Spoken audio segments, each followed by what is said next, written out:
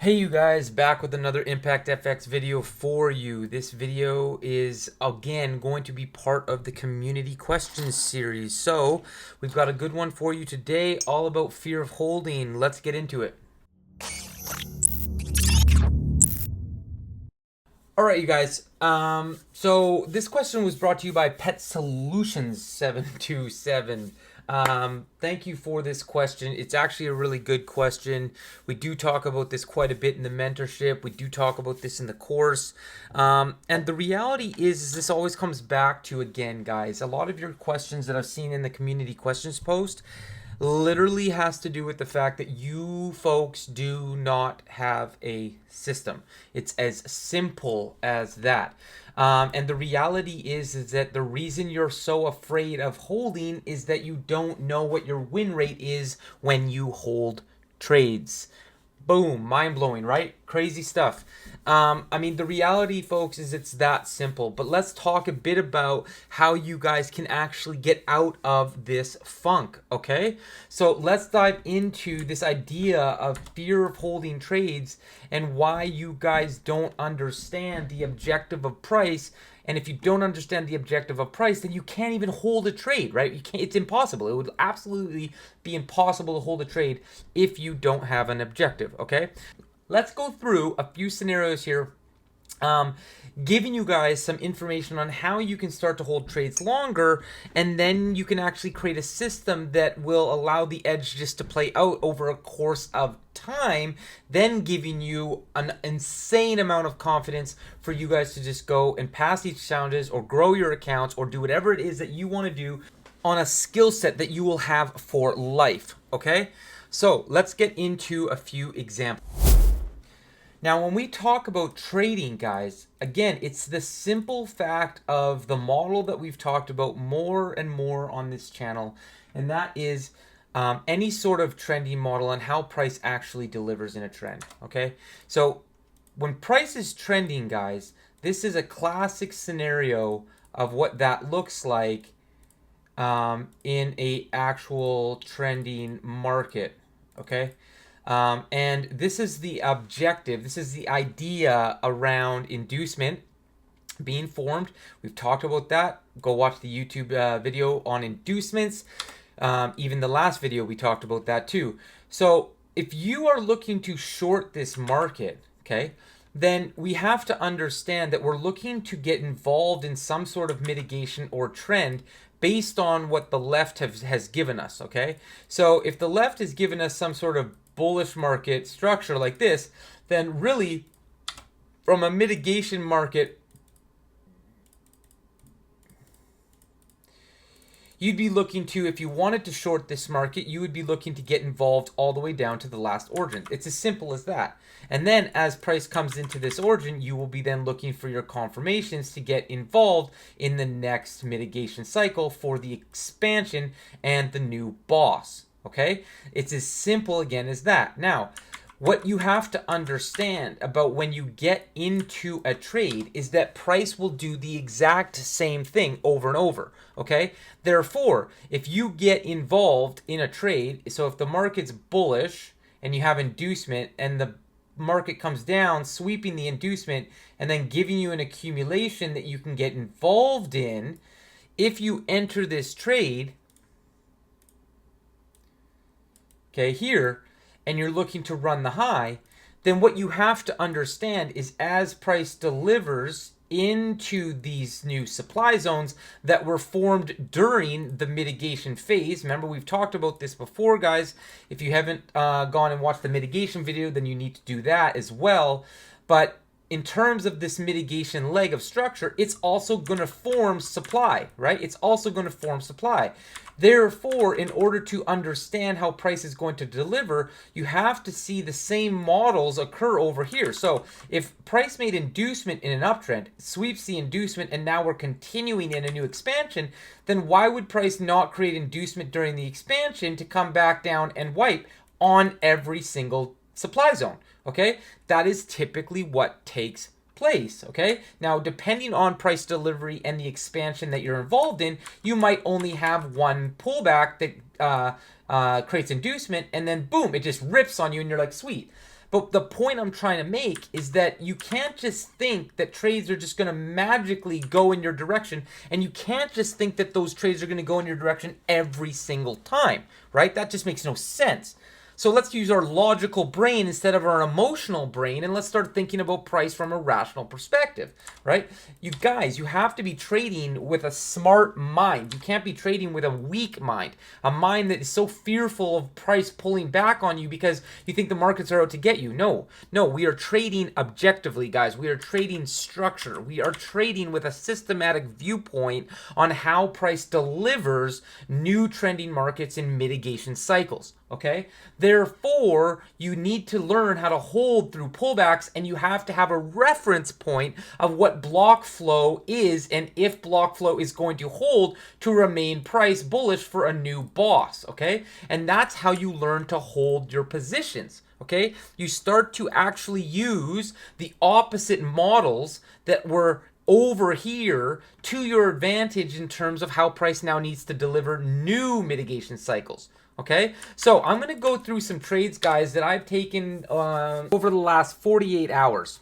And I've had a very good week and a half, I have to say. EU has delivered just beautifully from a mitigation cycle perspective. So I'm going to put my trades on, guys, over the last 48 hours. This is August 1st today and July 31st. These are my trades. Now, my stock TP, guys, for my first TP is 5R. I take 4R off and then I leave a runner on.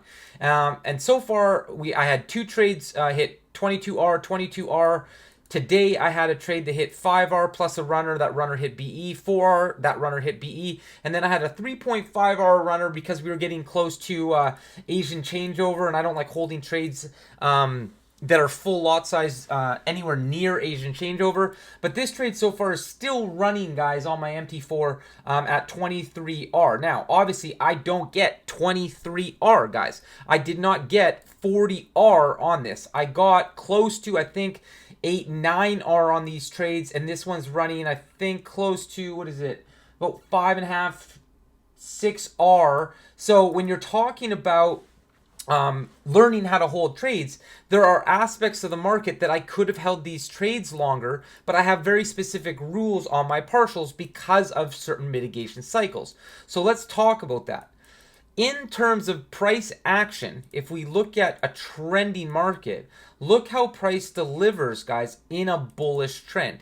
It starts to take out highs, but it starts to then make retracements where? To origins, okay? Then what does price do? Well, price then comes all the way up to a supply, but what did it create? It created inducement coming all the way back down for block flow. Then it rallies again, and then it finally broke out of structure, and then this is where I was looking for my shorts, okay? So once we understand that price will always play within that rule set, then we start to understand, okay, how might I want to hold trades? So let's go through some examples on the lower time frame for some of these trades on how you can look to hold trades on the lower time frame. You can hit your target, and then you can partial, you can go break even, you can let the whole thing run. I would advise not to do that. I would advise to take a partial and or at least trail your stop loss on structure, and then let the trade do its thing based on your overall bias. And my overall bias, folks, was from a flip zone up here to come and mitigate the origin. And now that happened, and we had a reaccumulation, and boom, we're away off to another mitigation cycle inside of this flip zone, which will probably actually give a pretty solid trade right here. So this could probably retest the origin, maybe have one more liquidity sweep, and then we might see a mitigation cycle trade down to somewhere like this. Could do that. So let's talk about now how you can, guys, hold those positions. So let's look at the trade entries. Okay. So for me, when I got in this trade, the concept was buying off this A+ setup for me. As price now delivers on those second time frames, I understood what was taking place. I got a great entry. Now, in order to hold trades, guys, we have to have our block flow scenarios in mind. So if I'm looking at the 15-second chart, what do I see? Okay, we have our last inducement, lower high. This is an inducement structure. We create another lower low. Price then rallies, taking out the inducement. So based on that fact, if you wanted to hold trades, well, you know that once a high gets taken, most likely you're going to have a pullback. Well, what happened? We had a high get taken, we have a pullback, but it's not a very good mitigation. What does price do? Well, it comes into the next flip zone, guys. Pretty simple. That's a classic flip zone trade. Now, what does it do though? It then takes out the inducement right here for the next mitigation cycle.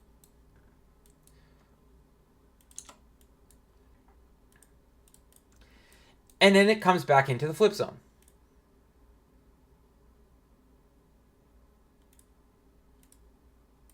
Okay, then we reaccumulate off the flip zone, we break structure, ends up holding a POC flip zone, boom, and away she goes.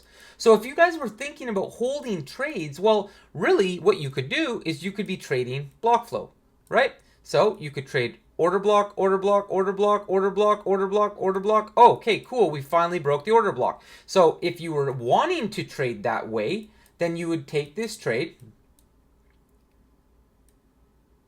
and you would have got a 1 to 3.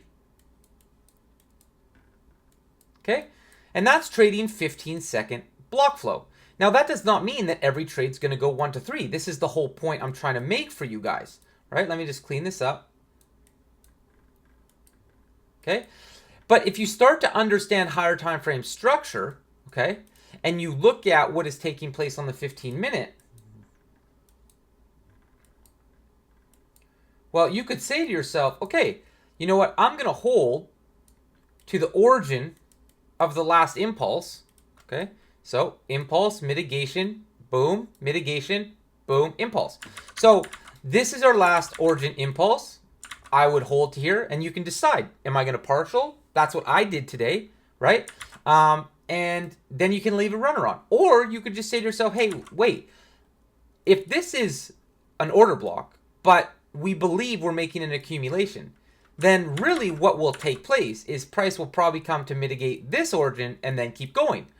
But what ended up happening on this one today, guys, is it made a shallow retracement and it rallied. And what does this create? This creates a 30-minute order block. So if we go into the 30-minute charts, now you've got a sell to buy. Okay, so now you could say to yourself, well, you know what? I'm going to trail on higher time frame block flow. So boom, you trail on that. What happens? Where's your first pullback, guys? Well, we rallied, we pulled back, and we broke structure. So there's your next major pullback. And then you'd say, okay, I'm going to trail there now. Well, now your trade is 6R, right? Your trade 6R. And then you're going to say, okay, well, where's the next pullback? Well, this thing just absolutely rips. So really, I mean, quite frankly, I'm never ever going to leave a trade run full lot size 1 to 23. Okay, so as this thing is ripping coming into the next supply zone, I would absolutely, and this would be a beautiful little flip right here, I absolutely would be looking for price to sell off at least from there.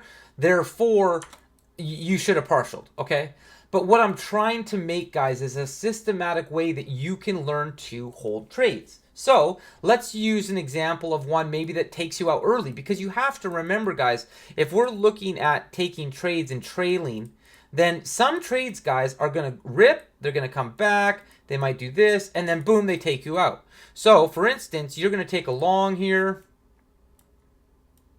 right? You would have been in 2.5R profit, maybe your full target was 6R, and you're going to say, you know, well, I'm going to hold for the mitigation. So price comes down to mitigate. Okay, cool. Now we have a new mitigation, and I'm going to say, okay, well, with this new mitigation, I'm going to go break even, because if price is going to do this, it should do this, right? That's how price should go.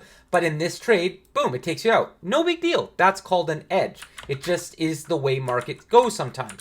Therefore, if you guys are consistent about how you trade, then holding trades becomes easy, because the next time that trade plays out, boom, boom, boom, boom, boom, we actually held the exact same position, but this one hit our target, right? We followed the same rules. It's just the last trade mitigated this and it broke structure. This time it mitigated this and held block flow and it kept going. Do you see what I'm trying to say? It's very simple to actually hold trades. The problem is people that are fearful of holding are too caught up in the monetary value, and they have forgotten what their system is. What are you trading? What mitigation cycle are you trading, right? So as price is coming into the zone and you come into a demand zone, okay, we have an OFC, we got a new demand. Okay, I'm going to buy on the new demand. We long off the OFC demand. What's your zone? What's your target, right? Is your target the supply? Is your target the previous lower high that had inducement, right? That would be a good trade, right? So in this case here, the easy money trade, and that's what I call it in the mentorship group, is there's easy money trades, guys, and then there's hard money trades. Well, the easy money trade is to simply understand that you have an OFC and you have inducement, so realistically, a mitigation of this origin is highly probable. Therefore, you could have got into a really easy 1 to 2, right? But the hard money trade is the one that you want to hold for the next cycle. Now, in this case here, what happened? See how price held block flow, right? So let's go to a different time frame. Right? Just like we talked about, price comes all the way back down into a sell to buy origin, and boom, it rallies again, right? And then it holds some more block flow, and then it goes, but by that point, you've already reached your target. So my point here is that if you don't have a target, if you don't have an objective, if you don't have a framework for price, then absolutely you will be terrified to hold because you have no reference point. But if you start to look at, guys, what I teach in my course, there's a lot of people in the course that have been talking recently about how they are loving the fact that they go to the markets and they understand what is taking place. They no longer are just guessing. They actually feel empowered to be able to read the price and how it's delivering. And that is exactly what I am teaching you guys here on the channel, is that you need to learn how price moves. You need to understand the mitigation cycles, and then you can start to trade those mitigation cycles. And sometimes you will get the cycle wrong. That's fine. That's called an edge. In other cases, you'll get it right, and then the edge plays out. Right? So when you're talking about fear of holding, it always relates back to people who have not taken the time, do not have a system, they do not have a plan, and they are so wrapped up in the monetary value that they take 2 losses, 3 losses, and then the first time they get 1 to 1, they're like, oh, I'm going to take my profits. It's because they don't know how to hold that trade for the actual zone, because I think by the time they take 3 losses, they probably are actually just guessing. They are just hoping for the best. But that is not how you should ever be trading. We should be trading with a structure, a mitigation, an understanding of how price delivers bullish or bearishly in a market, whether that's a consolidation market or if that's a changing structure market like an accumulation, or if it's a trending market, right? We have to learn how to trade these markets, and this is what I'm trying to teach you guys. So a very simple way to understand structure is that if price makes a higher high and it creates inducement, well, then the inducement should get run for another higher high. So if you got involved here, you have to understand in this mitigation leg there will be supply that will cause your pullbacks. Those pullbacks then will then come back to their demand, and ideally those ones hold, because if you truly are with a bullish bias and the market is indeed bullish, that is what will take place. So let's go look at how this bullish trade ended up forming in terms of live price. Okay, so what did price do, guys? It came up into the supply that's not mitigated, and it came down, it reaccumulated, it tested new supply, held block flow. Perfect. That's what we want to see out of a bullish market. It makes a new high. Okay. It runs into this supply zone, makes a pullback, a very small pullback into the flip, makes a new high, pulls back into the flip. Okay, cool. We're still expanding. This is the exact point I'm trying to make, is that this is what will take place during a trending market. Then what do we have take place next? It comes into more supply. Oh, what happens? Boom, we come down, we hold this origin, but we end up holding the overall order block. That order block then keeps rallying. We have a new accumulation. Boom, boom, boom, boom. Look at it. It's just taking off. All right. This is how bullish markets are formed. Look at this one. We have inducement, comes all the way down for the order block, comes all the way back up. This is how trending markets work, folks. You just have to trust that mitigation cycle. You have to have a rationale for your trading system. Okay, so if you don't have a system and you are still fearful, then the first thing you should do before taking another trade on a live account is you should create your system. What does that system look like? Do you always want to go pro trend? Okay, that's going to be something you're going to have to learn how to wait for the proper pullbacks into origin lower highs or higher lows. If you want to trade mitigation cycles, then I teach that heavily in the course as well as in the mentorship group. If you want to trade ranging markets, then you're going to have to study ranging markets. You guys have to put the work in to be able to fundamentally get involved in these trades properly, because the market actually, it explains itself. It really truly does, guys.